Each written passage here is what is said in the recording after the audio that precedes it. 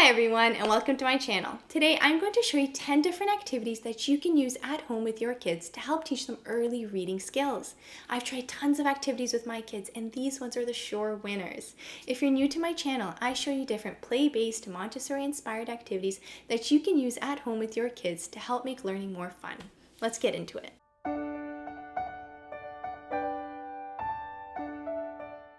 So before I jump into those 10 games, first I want you to understand what skill you're trying to have your child achieve through these games, and that is the skill of phonemic awareness. So phonemic awareness may not sound very trendy or popular, but it's actually the strongest predictor to whether or not the child will be an early reader. So what is it? Phonemic awareness is having a sensitivity to the individual sounds within a word. And so this is really key because you can find that after a child knows their letter sounds, they may actually end up hitting a wall and they just can't seem to put it all together into a word. And having a knowledge in phonemic awareness can actually help bridge that gap. So there are 4 different techniques that you can use to help develop that phonemic awareness, and they're all integrated into the games that I've created. The first one is initial sounds. So you emphasize the beginning sound of a word. For example, dog. The next one is segmenting. So you break up the word into the individual sounds or phonemes and you put a little pause in between those segments. For example, g. The next technique is blending. So this time you stretch out the letter sounds and you don't put a pause in between them. For example, It's important to know that some letter sounds can be stretched out like and some just can't and they come out as puffs of air like p.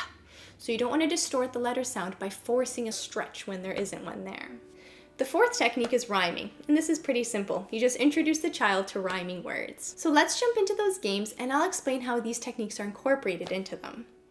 My first game is called Beanbag Hide and Seek, and that's because I use these 2 sets of beanbags. One of them is just an alphabet, and the other ones are phonics beanbags, and these are really neat because they have pictures on them which correspond to all the letters of the alphabet. When I present this game to my children, I put out 3 little containers, and I make sure they have lids because my kids love opening and closing containers and checking what's inside. So inside this little container, I put in the phonics beanbag, so that's the one with a picture on it. Then I'll present my child with a letter, and I'll say the letter sound for it. So I'll go ah, and I'll ask which of these containers has a picture in it that starts with the letter ah. And they'll go lifting the lids, looking for a picture, and I'll be kind of helping them out, saying the initial sounds as they come across an image. Now, if you don't want to do this activity with beanbags, you can also use free printables as well, and I'll put a link for those down below. My second activity is called treasure box segmenting. So I focus on the skill of breaking down the words into those individual sounds. So I find little toys and objects around the house that can be broken down easily. Usually they're about 3-letter words and follow a CVC pattern. So that means it's a consonant, vowel, consonant word. So for example, I'll find a figurine of a cat, a dog, a pot, a rod, a shovel to represent dig.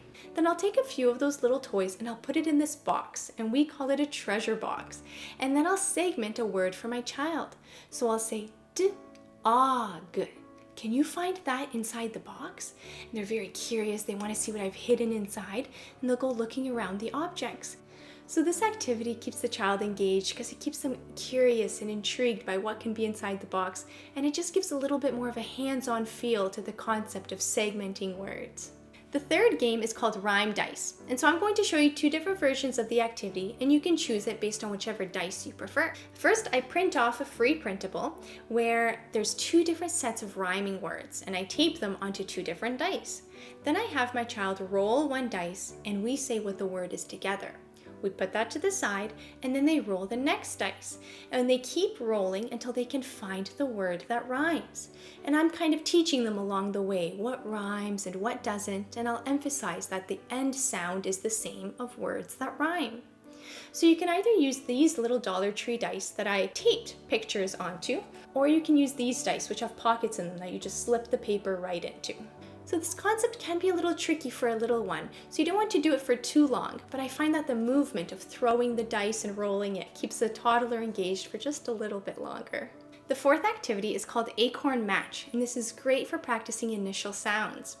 So I use these little acorns from Learning Resources. I'll put a link for this material down below, as well as all the materials you see in the video. What I love about this activity is that it comes with little objects which correspond with the initial sounds alphabet.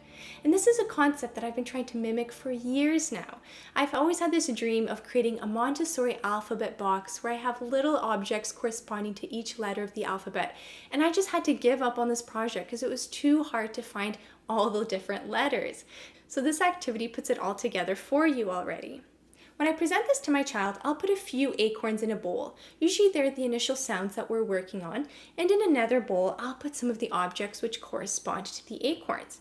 So you'll have your child try and match up the object with the right letter, and this is a very tactile experience where they really enjoy opening and closing those acorns. Now if your child isn't familiar with their capital letters yet, rest assured because on the inside of the acorn you do have the lowercase letter, so you can just refer to that one instead. The fifth game is called Jumping Stones. I only discovered this recently, but it's been a huge hit with my boys.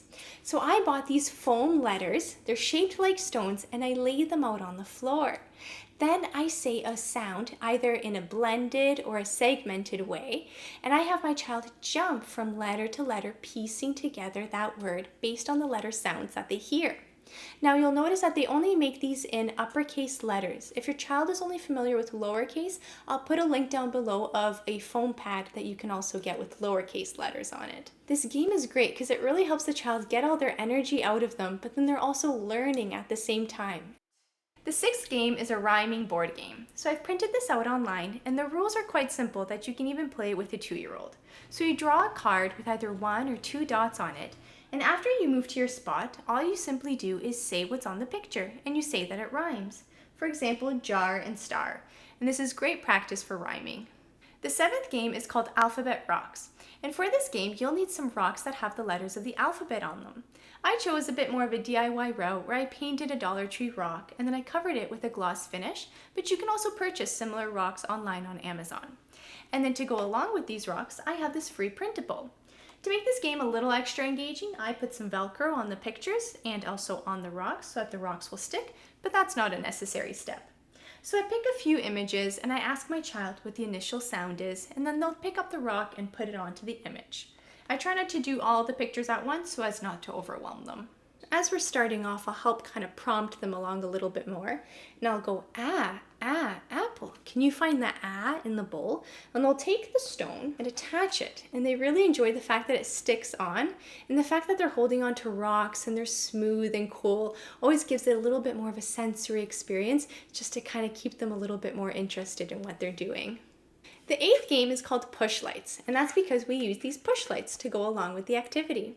So you can either segment a word or blend it for the child, and as they come across a new phoneme, you have them press the light.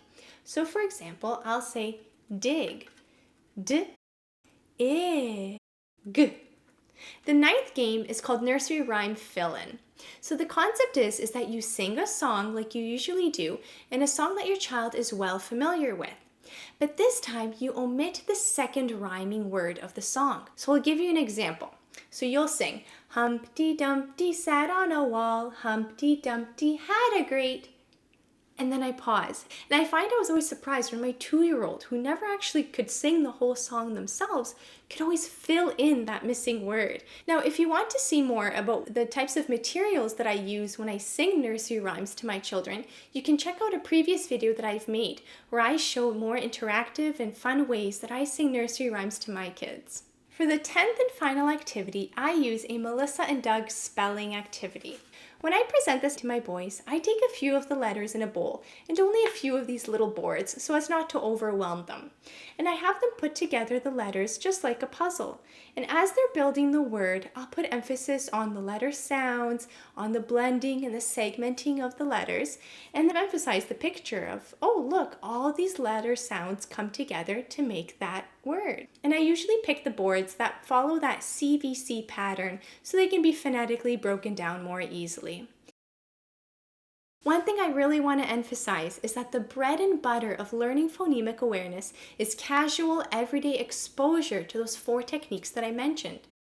With my son, I practiced these phonemic awareness techniques with him for a few months, and then I started noticing that he was starting to emphasize initial sounds on his own, or he was able to start segmenting words on his own. And it was soon after that that he actually began to learn how to read on his own. So it really showed that those phonemic awareness skills helped bridge that gap for him.